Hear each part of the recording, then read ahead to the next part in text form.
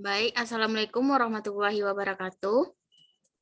Kami dari kelompok 3 di sini kami akan mendiskusikan mengenai inovasi materi pemberdayaan masyarakat. Nah, di sini kami beranggotakan 4 orang. Yang pertama itu ada Najeli Englahariasa, yang kedua ada Nur Aine Oktaviatna, yang ketiga itu saya sendiri Putri Mepitaristi, dan yang keempat yaitu Rani Kusnawati. Nah, untuk materi yang pertama akan dibacakan oleh Rani Kusnawati. Kepada Rani Kusnawati dipersilakan. Oke, baiklah. Terima kasih kepada moderator. Yang pertama, inovasi materi pemberdayaan masyarakat. Yang pertama adanya sifat materi pemberdayaan dan inovasinya.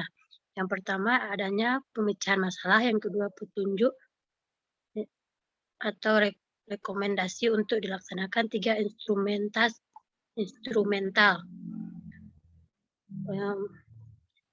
Yang pertama, 1. Pemecahan masalah. Materi yang berisikan pemecahan masalah merupakan kebutuhan utama yang diperlukan oleh masyarakat penerima manfaat. Hal ini dikarenakan masyarakat merupakan orang dewasa yang harus bisa menyelesaikan berbagai masalahnya sendiri yang dihadapi oleh masyarakat tersebut. Yang kedua yaitu petunjuk atau rekomendasi untuk dilaksanakan. Materi pemberdayaan masyarakat yang diberikan petunjuk atau rekomendasi yang harus dilaksanakan.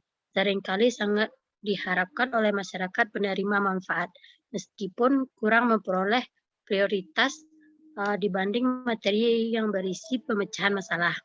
Selanjutnya yaitu instrumental.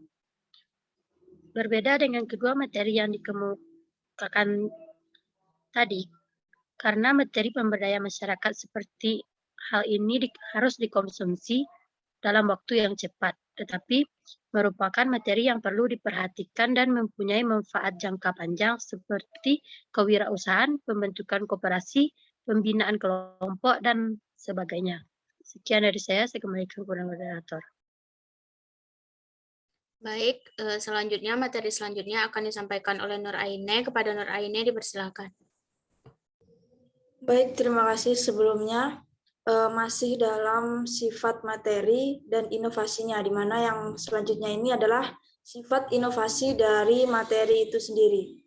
Jadi sifat inovasi itu memiliki 2 sifat, yaitu sifat intrinsik dan juga sifat ekstrinsik.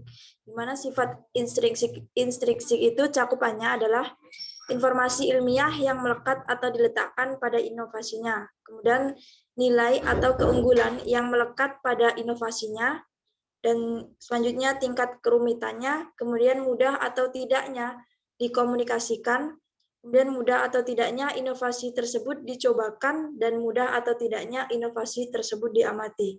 Sedangkan sifat ekstrinsik dari sifat inovasi materi ini adalah cakupannya yaitu kesesuaian inovasi dengan lingkungan setempat dan juga tingkat keunggulan relatif dari inovasi yang ditawarkan tersebut. Oke, selanjutnya moderator. Selanjutnya adalah sumber materi pemberdayaan, di mana terdapat 5 sumber. Yang pertama adalah instansi pemerintah, di mana cakupannya adalah seperti departemen atau dinas, lembaga penelitian dan pengembangan, pusat-pusat pengkajian, pusat-pusat informasi, kemudian ada pengujian lokal yang dilaksanakan oleh fasilitator yang berstatus pegawai negeri. Yang selanjutnya adalah lembaga swasta atau LSM, itu cakupannya meliputi YLBHI atau biasa disebut Yayasan Lembaga Bantuan Hukum Indonesia, yakni LSM yang memberikan bantuan hukum bagi masyarakat yang membutuhkan. Kemudian lembaga mitra pemerintah yang bekerja sama dengan pemerintah dalam menjalankan program-program pemerintah. Contohnya adalah LPI atau Lembaga Pangan Independen yang biasa menyalurkan pupuk dan juga benih kepada para petani. Selanjutnya adalah pengalaman petani, di mana usaha taninya sendiri atau hasil dari peta pengalaman yang dilakukan secara khusus dengan atau tanpa bimbingan fasilitatornya. Sumber lain yang dipercaya itu dapat melalui jejaring sosial maupun pengalaman dari masyarakat itu sendiri. Yang terakhir adalah publikasi, di mana publikasi ini adalah informasi-informasi yang berkaitan dengan materi pemberdayaan masyarakat yang dapat diperoleh melalui tulisan, melalui video, foto, dan juga lain sebagainya. Mungkin sekian dari saya kembalikan ke moderator. Terima kasih.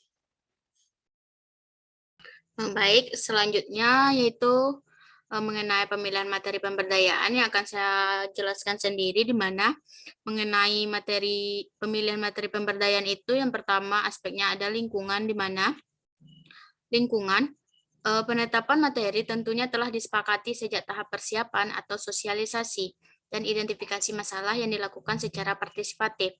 Penentuan atau penetapan materi dalam suatu program pemberdayaan masyarakat memang harus betul-betul memperhatikan lingkungan masyarakat, baik lingkungan fisik maupun lingkungan sosial, sebagai sasaran kegiatan. Tetapi dengan tetap memperhatikan potensi sumber daya yang ada atau yang dimiliki. Sumber daya yang dimaksud bukan hanya terkait dengan ketersediaan potensi SDA, tetapi juga SDM, serta hal-hal yang sering dilakukan masyarakat, atau kebiasaan sehari-hari dalam menjalankan usaha atau aktivitas kehidupan lainnya. Karena faktor-faktor inilah yang akan menjadi acuan bagi suatu tim fasilitator atau pendamping dalam memberdayakan suatu masyarakat.